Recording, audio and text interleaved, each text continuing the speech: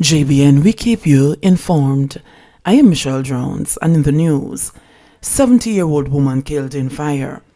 Gloom hangs over the Marley Acres community in the Old Harbour, St. Catherine, following the fiery pre-dawn death of a 70-year-old resident. Dead is Madge Davis, otherwise called Maggie, of 139 Cedar Drive. The Old Harbour Fire Department reported that personnel received a call about 1:04 on Saturday morning. A team responded and found the 10-room concrete dwelling engulfed in flames. Firefighters and the Spanish Town Station assisted in extinguishing the blaze. Davis's charred remains were found among the rubble. Residents were shocked to learn of her death. "Right now, me have food and me can't even eat," Ashanti Scully said. "The woman was very hard-working, so me never expect that she done dead so." Other residents said that the deceased was an usher at her church, Refuge Temple, and that her sudden demise has shaken the congregation. "Even the pastor is in a state of shock," said Mildred Manning, a resident. Davis was said to have lived alone. District officer for the Old Harbour Fire Station, Upton Johnson, said the estimated damage was $13 million. The house was not insured. The Old Harbour police have launched an investigation. 23-year-old man shot dead in Manchester. The Manchester police are probing the murder of a man in the community of Dunsinane on Saturday. Dunsinane is located northwest of Mandeville. The deceased has been identified as 23-year-old Waynado Dixon from Pimento Hill District near Mike Town. Police say he was killed by unknown assailants on Longview Close about 5:17 a.m. It is reported that residents heard explosions and summoned the police. Dixon was taken to hospital where he was pronounced dead.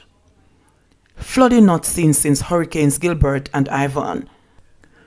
Audie Myers, People's National Party councillor for the Shallow Division in St. Elizabeth, Northeastern, has seen the crucial Windsor Bridge and road blocked by floodwater many times. But he insists that, to his recollection, only after Hurricane Ivan in 2004 and Hurricane Gilbert in 1988 has he seen it covered by water to the extent it is now. The bridge and road link Shallow to communities to the north, such as Williamsfield, Aberdeen, Pullet Hall, and Quickstep, close to or in the cockpit country. "All you can see of the bridge is the top railing," Myers said by phone. Photos sent by Myers via WhatsApp showed water completely covering the road leading to the Windsor Bridge.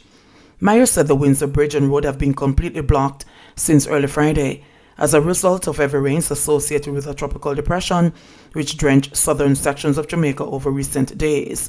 There has been extensive damage to infrastructure and agriculture from the latest weather system, which followed hard on the heels of Tropical Storm Grace.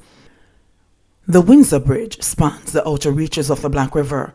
That river springs to the surface in the cockpit country and winds its way through several towns and villages including Shallow, Magotay, Locovia, Slipe, and Vineyard before entering the sea in the town of Black River, St. Elizabeth's capital. Locals fear that as water levels rise in the river, low-lying communities close to the Black River morass will be seriously affected in coming days. The good news yesterday was that after 3 days of heavy rain, the sun was shining brightly. Myers was concerned that a major upgrade of the aging bridge promised by government years ago was still not done. The structure of the bridge has been eroding for a long time, and the Prime Minister mentioned it for work to be done in a budget speech some time ago. This flooding will now only weaken the structure further. The government and the National Works Agency have to get moving on this, he said. PMP Caretaker for Westmoreland Eastern calls a secondary healthcare facility in the parish. Former Member of Parliament and the People's National Party, PMP Caretaker for Westmoreland Eastern, Luther Buchanan, is calling on the Minister of Health to declare the parish of Westmoreland a COVID disaster parish. In a statement this morning, Buchanan called for the Godfrey Stewart High School to be transformed immediately into a secondary healthcare facility because of its location, allowing for the Savlamar General Public Hospital to focus on COVID-only cases because of its extensive oxygen supply infrastructure that already exists. He said this would facilitate the continuation of secondary healthcare services to the parish. "I know this will require expenditures outside the ministry's budget, but that's amongst the reasons we have a net international reserve," the PMP Caretaker said. Meanwhile, Buchanan is encouraging all citizens to assess the risk of not being vaccinated as opposed to being. "My final words are, get vaccinated and wear your mask," Buchanan said. $400 million more for indigent housing, says PM Holness. Prime Minister Andrew Holness says that the government has secured an additional $400 million for the social housing program. Holness, who was speaking at a recent handover of a 3-bedroom house to a family in his West Central St. Andrew constituency, said that with the additional funds, more than 500 units could be built during the current financial year. The program has been expanded. We're finding ways to get it done cheaper, and very soon we'll be able to scale it up, he said, noting that the government is finding ways to put more resources into the construction of the houses. The PM told his audience that a clear criterion to benefit from the program is that persons must demonstrate that they cannot afford a mortgage. He said they'll pay back in how they care for the units, and also they must be outstanding citizens in their communities and ambassadors of peace. An initial $500 million was budgeted for the program, and the Prime Minister reported that approvals have been done for 259 units from a list of 327 submissions. 49 have been completed.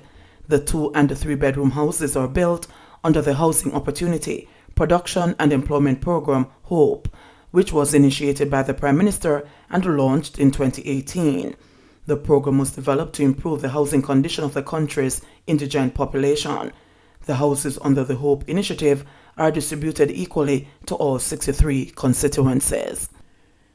Traffic agencies raise focus on climbing road deaths.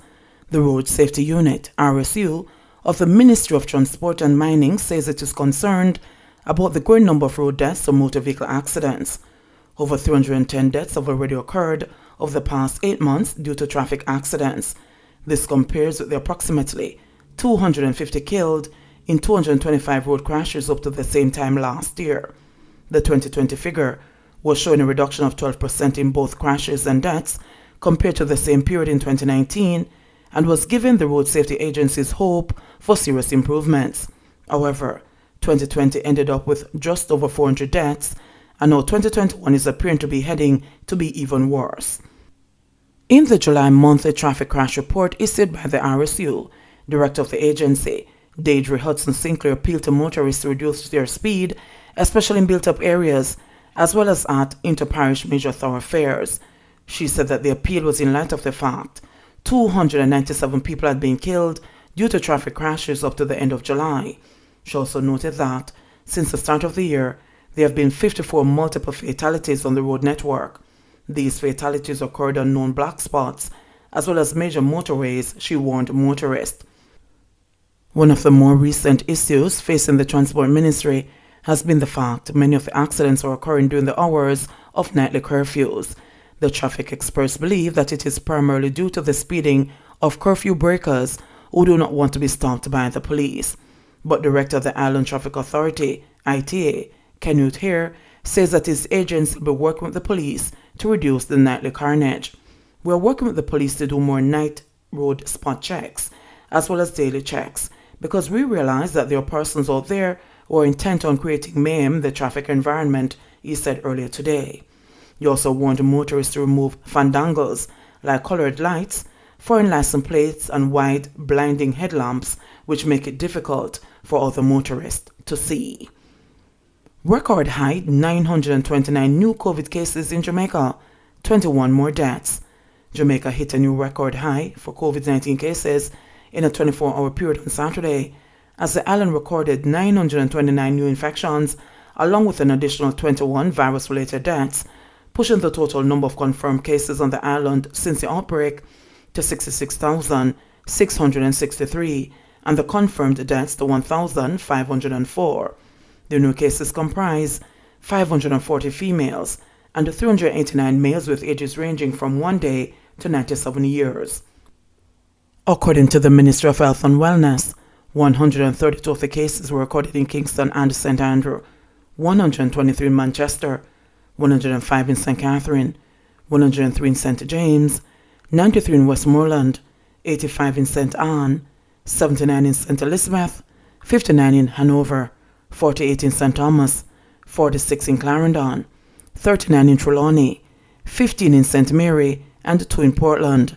Meanwhile, the latest deceased comprised a 76-year-old female, a 74-year-old male, a 69-year-old female, a 71-year-old male, a 47-year-old female, all from St. Elizabeth, a 61-year-old male, a 71-year-old male, a 72-year-old male, a 42-year-old male, a 66-year-old female, and a 34-year-old female, all from St. James, a 58-year-old female, a 41-year-old male, a 56-year-old male, a 38-year-old female, and a 33-year-old male, all from Westmoreland, an 82-year-old female, a 64-year-old male, and a 62-year-old male from Kingston and St. Andrew, an 82-year-old female from St. Catherine, and a 57-year-old male from Portland.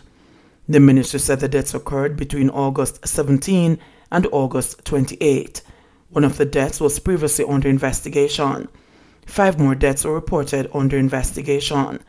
The ministry further reported 67 new recoveries, which pushed the total recoveries to 48,095. There are 16,648 active cases on the island. JBN, we keep you informed. Please remember to subscribe, like, share, leave us a comment, and click the notification bell to receive our daily news items.